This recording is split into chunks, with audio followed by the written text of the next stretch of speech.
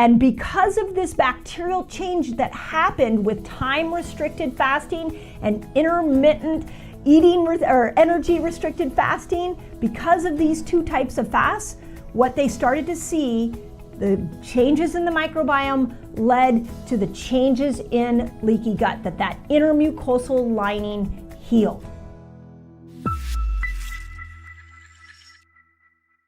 Dr. Mindy here, and on this video, I am back with new science, specifically talking about how fasting can help heal a leaky gut. So if you're new to my channel, I just want to say welcome. I'm a woman on a mission. I am dedicated to getting 1 million people here to my channel this year. I see so much evidence on how fasting is going to end chronic disease. Studies like this prove it over and over and over again. So welcome if you're new, hit the subscribe button and the notification bell and dive into the studies I've done, the application of fasting that I've done here, and all the tools, hopefully, that you will find here for building a fasting lifestyle. And those of you that send my videos out, again, I adore you, and I just love being on this journey with you. We will change chronic disease with fasting. Okay, this study is super cool. So I want to kind of give you a big picture. We know from past studies, one of the most famous studies on fasting was done on the 24-hour fast. It was a mouse study, and it proved that at 24 hours, you would get intestinal stem cells that would be produced. Stem cells are very powerful because what they do is they go in and they start to heal any injured areas.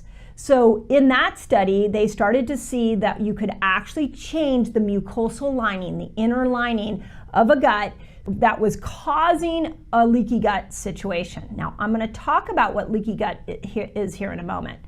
We've had that study for several years now. It was out of MIT. I talk about it a lot.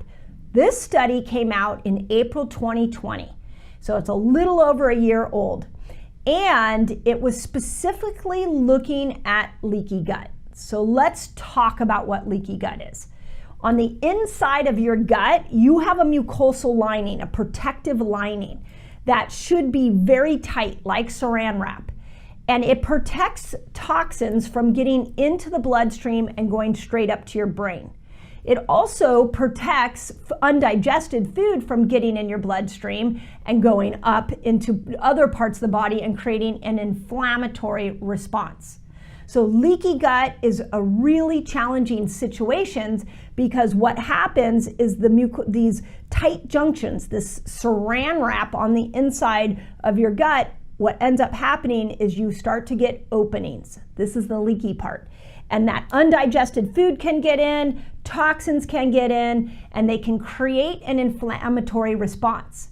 Here's the challenge. They don't always create an inflammatory response in your gut. They often create the inflammatory response in your brain.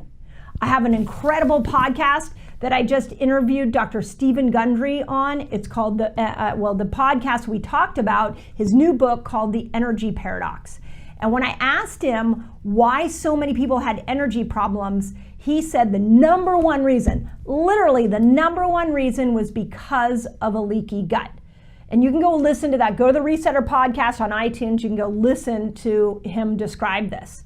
And he said it's because when these junctions open up, what happens is this undigested food and toxins get in, and it causes the brain to swell.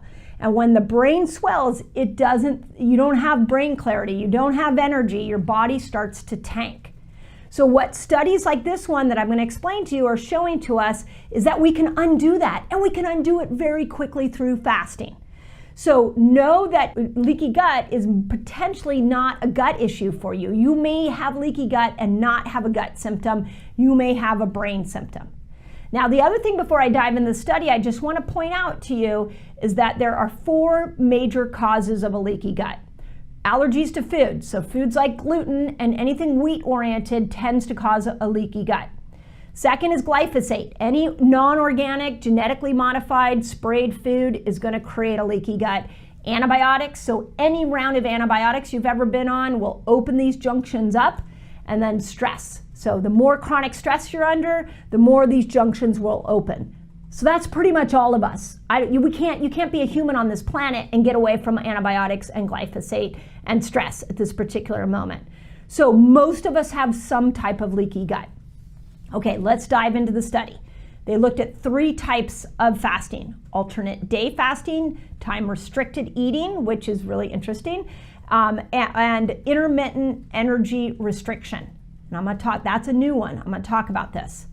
And what they found is that alternate day fasting was not as effective as time-restricted eating, which is like autophagy fasting, where you're going 17 hours, and intermittent energy restriction fasting, which is where you're keeping your calories under 500 grams. A little more like fast mimicking diet. And what they found was, after doing this style, the intermittent energy restriction fasting and the time-restricted eating, what they found was that there were massive changes in the microbiome. And 2 of those changes are profound. The bad bacteria came down. Specifically, they looked at E. coli and they looked at Shigella. Those 2 bacteria came down. Those bacteria died off. The second thing that they noticed is the anti-inflammatory bacteria, the one that's going to bring the neuroinflammation down, increased. So bad bacteria down, good bacteria up. And because of this bacterial change that happened with time-restricted fasting and intermittent eating or energy-restricted fasting, because of these 2 types of fasts, what they started to see, the changes in the microbiome led to the changes in leaky gut, that intermucosal lining healed. So this is really encouraging, because we know if we're going to do more time-restricted fasting, more of the 15-hour, more of the 17 hours, the 36, 48, everything I'm teaching you here, that we're healing leaky gut, bringing inflammation down, changing the microbiome. We also know that more of this intermittent energy restriction, which is keeping your calories under 500 to 600 calories a day, also heals the leaky gut. What's really interesting about the intermittent energy restriction diet or style of fasting is that they only do it 3 days out of the week. So 4 days they ate whatever they want, 3 days they keep their calories under 500 to 600 calories a day. So those of you that don't want to fast all the time, this is great news. You can still heal your gut by keeping calories low for at least 3 days out of your week, and the rest of the week you can eat whatever you want. You know, that's up to you what style that you eat, but you're still going to get some gut repair. So all the research coming out right now, you guys, on intermittent fasting, on the longer fast, so much of it is about the microbiome change. And here is another example of how we can make a change without a supplement. Intermittent energy restriction is even showing us that we can make a change without fasting every single day. So as always, let me know if that helps. If you guys are wanting to dive into understanding your gut better, you want to know more about leaky gut syndrome, you can get a gut zoomer. We do stool tests and consultations with those tests all the time. Just go to Dokter Mindy Pelz and we have links to those tests, or you can just put gut zoomer in the comments and my team will send you a link. So that's an option for you. The second option for you to learn more about this, go listen to the podcast I did with Dr. Gundry. Fascinating. Top 2 reasons for leaky gut. He talks about it in there. 1 is antibiotics, 2 is glyphosate. Again, things that we are exposed to on a daily basis. And if you really want to dive into fixing your gut with fasting, I have a great video that I talk about that MIT study called Can You Fix Your Gut with Fasting?